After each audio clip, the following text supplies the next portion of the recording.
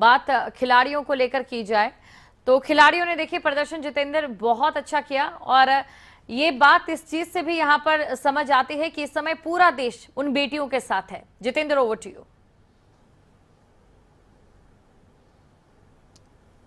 बिल्कुल, अगर बात की जाए तो पूरा देश हॉकी की जिस तरीके से महिला टीम ने प्रदर्शन दिखाया है उसी के साथ है और किस तरीके से दिल जीता है। हालांकि मेडल से भले ही चुकी हैं लेकिन दिल जीतने का काम किया है और इसको लेकर के एक बेहतर प्रदर्शन किस तरीके से दशकों बाद रहा, किस तरीके का प्रदर्शन रहा, किस तरीके से जो ग्रेट ब्रिटेन की टीम है उसके साथ वो लगातार भिड़ते नजर आए, इसको लेकर के हरियाणा सरकार की तरफ से भी इन बेटियों के सम्मान को लेकर के जहां कार्यक्रम किया जाएगा तो वहीं दूसरी तरफ सम्मान राशि के तौर पर भी 50 लाख रुपए की घोषणा की। अभी हम मुख्यमंत्री जी को भी सुन रहे थे और हरियाणा के खेल मंत्री संदीप सिंह हमारे साथ हैं और पूर्व हॉकी कप्तान है, क्योंकि बात आज हॉकी की है, अपने आप में खास बात है।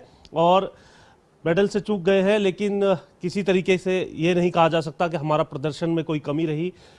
एक अच्छी खासी मेहनत जो है हमारी महिला खिलाड़ियों की तरफ से की गई। देखिए, भले ही हम चौथे स्थान पर आए हैं लेकिन हमारा जो चौथा स्थान आना भी मेडल से कम नहीं है।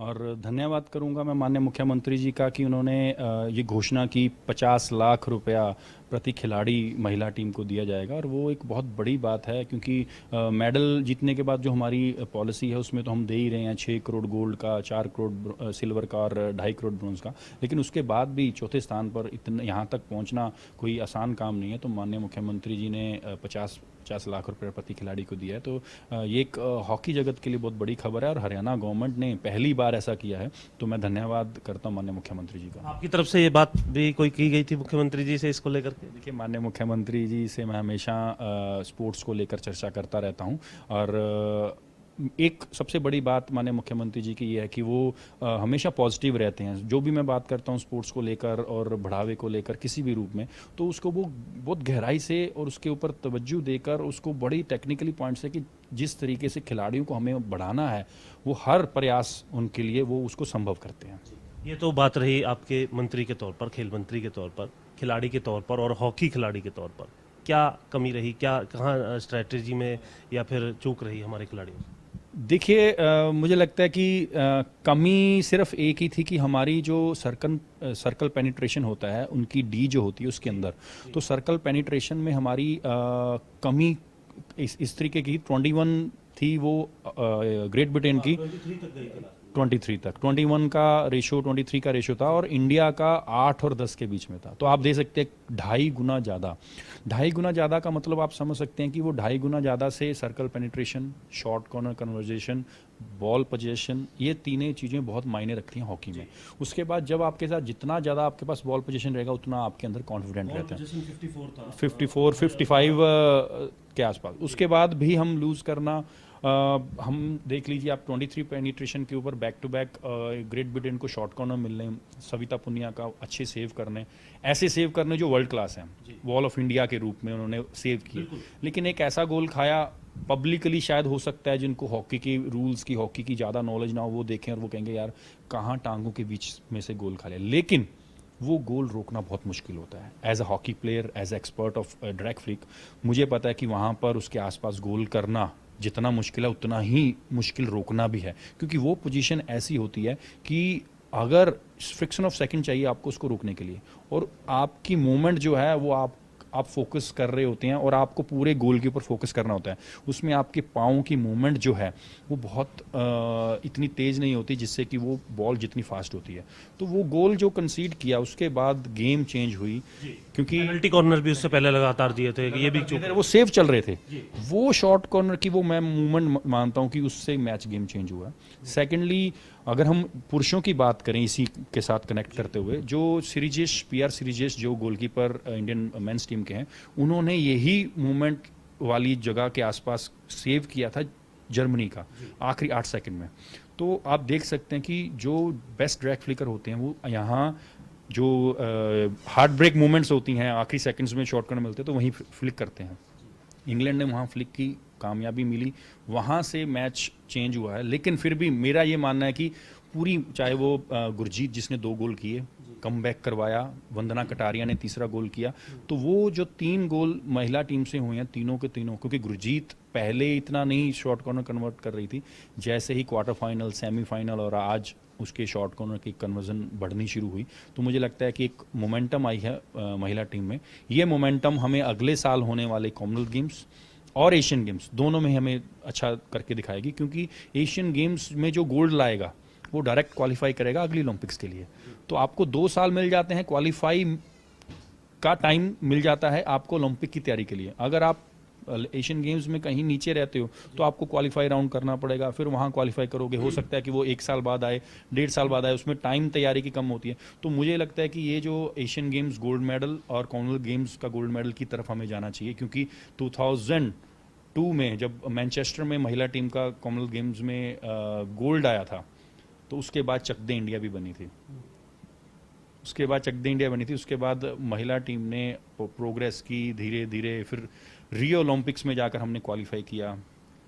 आज हम 4th नंबर पर आए हैं, लेकिन ये 4th नंबर मेरे लिए मेडल से कम नहीं है। चक दे इंडिया फीलिंग दी इसने आप। डेफिनेटली। एक बात अब हम मंत्री के तौर पर कर चुके, पूर्व हॉकी कप्तान के तौर पर, खिलाड़ी के तौर पर कर चुके, एक स्ट्रगलिंग खिलाड़ी के तौर पर अगर हम बात करते हैं, मैं भी मैच देख रहा था, आपने भी ज़रूर इस मैच को देखा होगा। ग्रेट ब्रिटेन के जो खिलाड़ी थे, उनके सामने हमारे खिलाड़ियों की हेल्थ को लेकर के, मतलब जो फिजिक है उसको लेकर के अगर हम बात करें, या फिर कई जगह सोशल मीडिया पर चर्चा होने लगी कि कई हमारे ऐसे खिलाड़ी थे जिनका बड़ा स्ट्रगल रहा, उनके पास किसी तरीके से पैसा नहीं था, वो बड़ी मुश्किल से इस पायदान तक पहुंचे थे, किस तरीके की आर्थिक स्थिति उनके घर परिवार की रही थी। अगर इसको देखा जाए तो क्या आपको लगता है कि इस ओर भी अगर हम तैयारी करें, इन खिलाड़ियों की अगर हम इस प्रकार की तैयारी करें, इनको इस प्रकार से भी बिल्डअप करके अगर भेजा जाए, जो बहुत ज़रूरी है एक खिलाड़ी के लिए, वो भी कमी रही है, आप मानते? देखिए, मैं आपको एक अपनी लाइफ का एक किस्सा भी बता सकता हूँ अगर आप चाहें तो। 2006 में यही महीना था अगस्त का, 22 अगस्त को मुझे गोली लगी थी। और जब गोली लगी तो जितना मेरा खर्चा हुआ, जितना मैंने उसकी तैयारी की, तो मैंने अपना घर भी बेचना पड़ा।